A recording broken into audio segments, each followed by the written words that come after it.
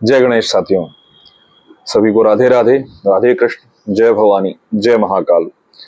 भक्तजनों, पिछला वीडियो जिस श्लोक पर रुका था उसी पर से चर्चा प्रारंभ करेंगे।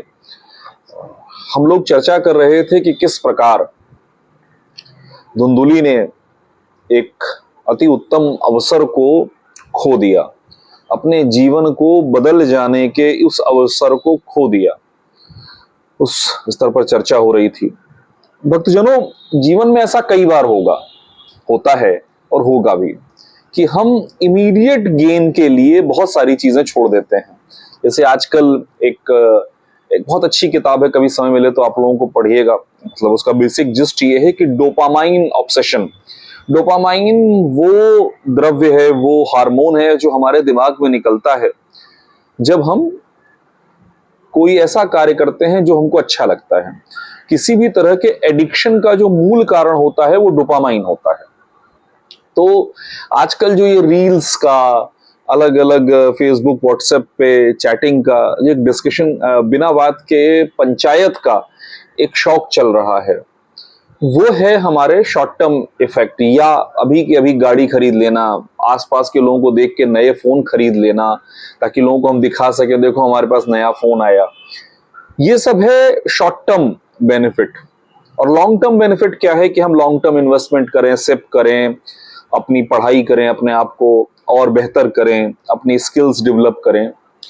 तो अक्सर, या कहूं कि 99% आपको आसान लगेगा शॉर्ट टर्म इफेक्ट या शॉर्ट टर्म इंपैक्ट जो है, बेनिफिट जो है, वो हमेशा आसान लगता है कि अभी मैं फोन खोल लूं और रील चला लूं, या अभी मैं फोन खोल लूं और कोई यूट्यूब का वीडियो देखने लग जाऊं, ऐसा जिसमें मजा आए, सिर्फ मजा आए, कुछ नया नहीं सीख सकूं।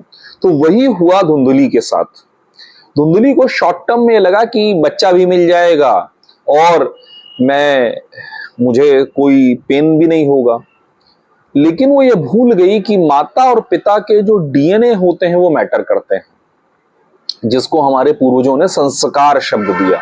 डीएनए बायोलॉजिकल है, परंतु आध्यात्मिक स्तर पर संस्कार हम जिसको कहते हैं, संस्कार बहुत महत्वपूर्ण होता है। और वहां पर तो एक अति उत्तम संत का संस्कार आ रहा था, लेकिन उसने शॉर्ट टर्म बेनिफिट के लिए लॉन्ग टर्म नुकसान कर लिया।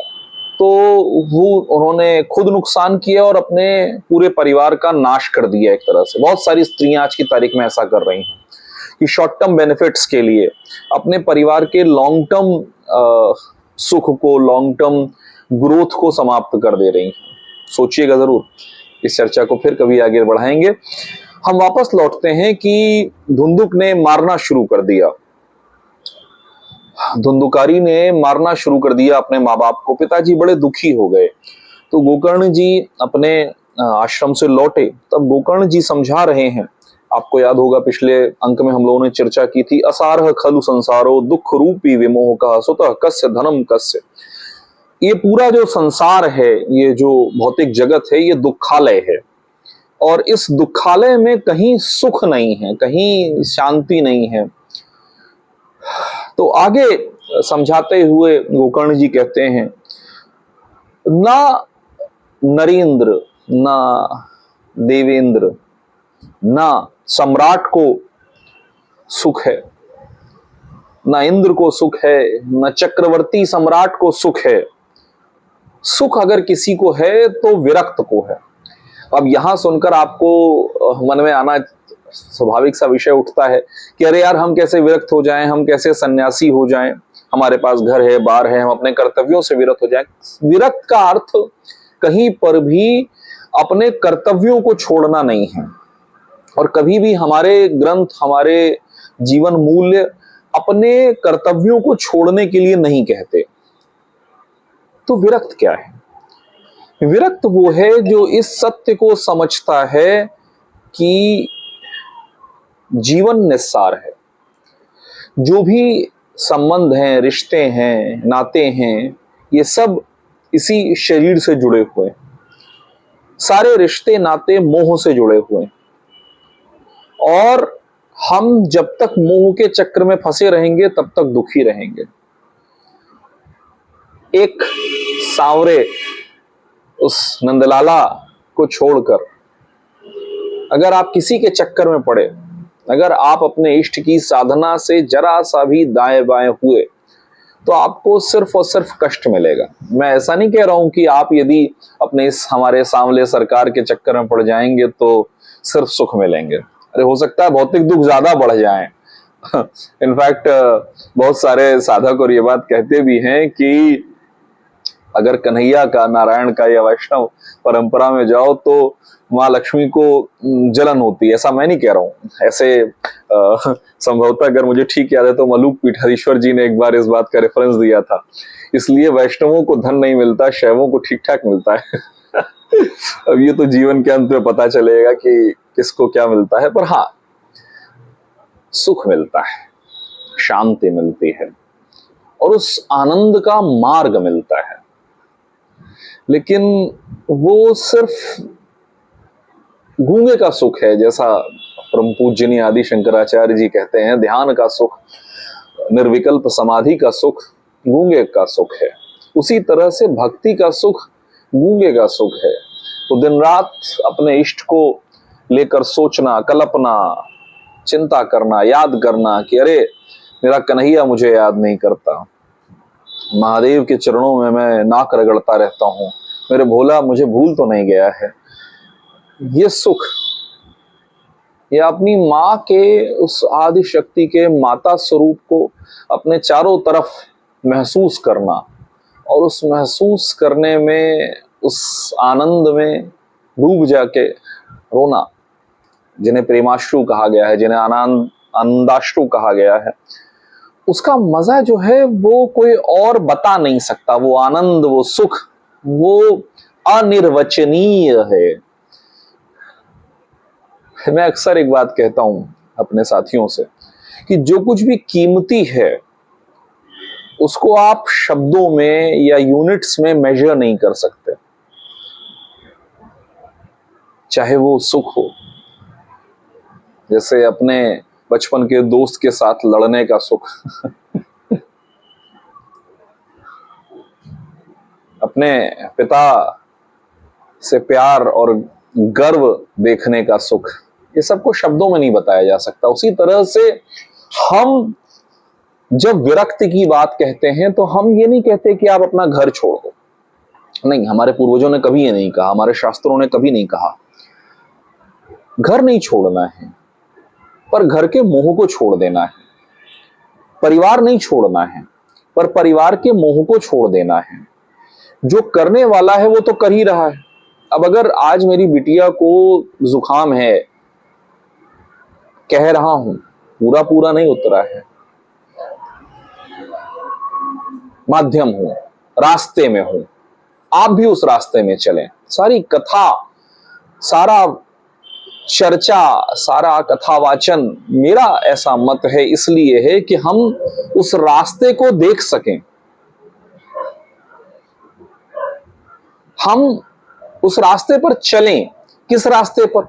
जहां पर हमें अपने इष्ट का साथ मिले और इस जगत में मिलने वाले सुख, एक मिनट, बहुत शोर हो रहा है, इस जगत में मिलने वाले सुख और दुख में चिंता होना कम हो जाए।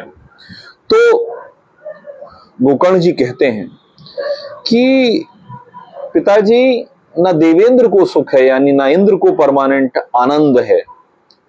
आनंद परमानेंट यानी स्थिर तो सिर्फ आनंद हो सकता है, क्योंकि सुख तो दुख के साथ आएगा ही आएगा। तो ना इंद्र को सुख है, ना सम्राट को सुख है, ना चक्रवर्ती को सुख है। छोटा सा सुना के आज के इस कथा को विराम दूंगा कि एक राजा हुए, बड़े चक्रवर्ती हुए। ये जैनों की कथा आती है। वो चक्रवर्ती हुए तो परंपरा अनुसार महेंद्र पर्वत पर लोग जाते थे और सोने की कलम से अपना नाम लिखते थे। तो बड़ी बात होती है चक्रवर्ती होना। चक्रवर्ती होने का मतलब ये नहीं कि आप 2, 4, 10 हजार किलोमीटर के स्वामी हो गए, आप पूरी पृथ्वी के स्वामी हो गए, वो चक्रवर्ती कहलाए। तो उनको लगा बहुत बड़ी बात होगी। तो वो जब महेंद्र पर्वत पर पहुंचते हैं अपना नाम लिखने के लिए, तो वहां पर देखते हैं हर तरफ नाम लिखे हुए हैं, तो परेशान हो जाते हैं कि यार मैं कहां नाम लिखूं। तो इंद्र प्रकट होते हैं, इंद्र कहते हैं कि आप बड़े आपने अच्छा काम किया, आप चक्रवर्ती हो गए, धार्मिक हैं, आप किसी नाम को मिटा दीजिए और अपना नाम लिख दीजिए।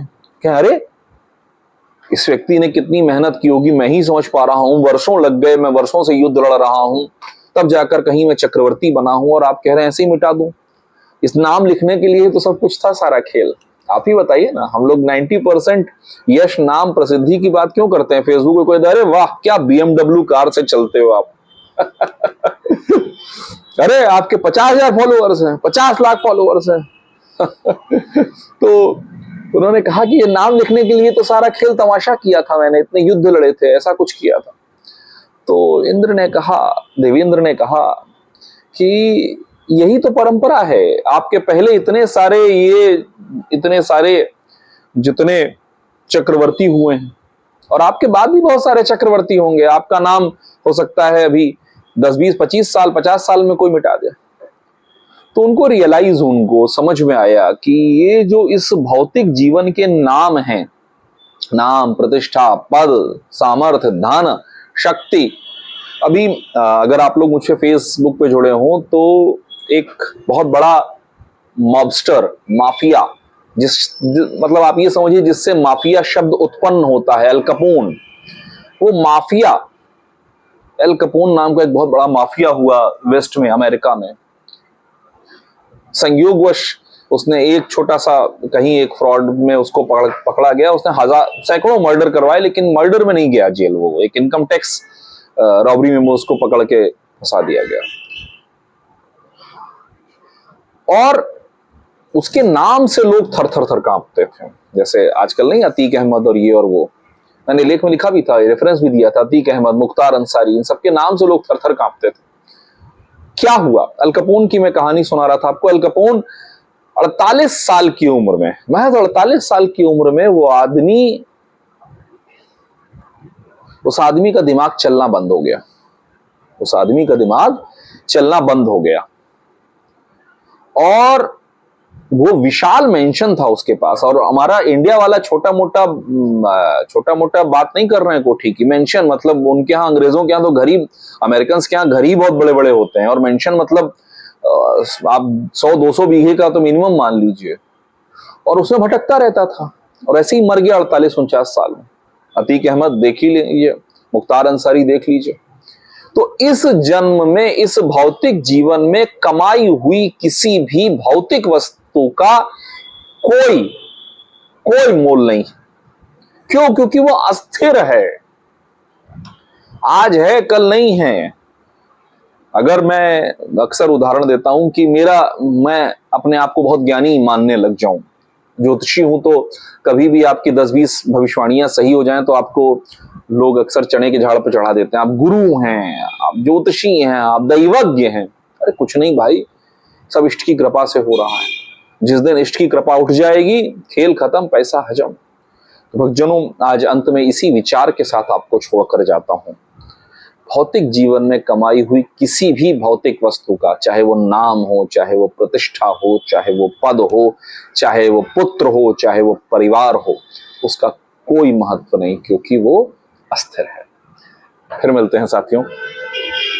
राधे कृष्ण, राधे कृष्ण, राधे कृष्ण।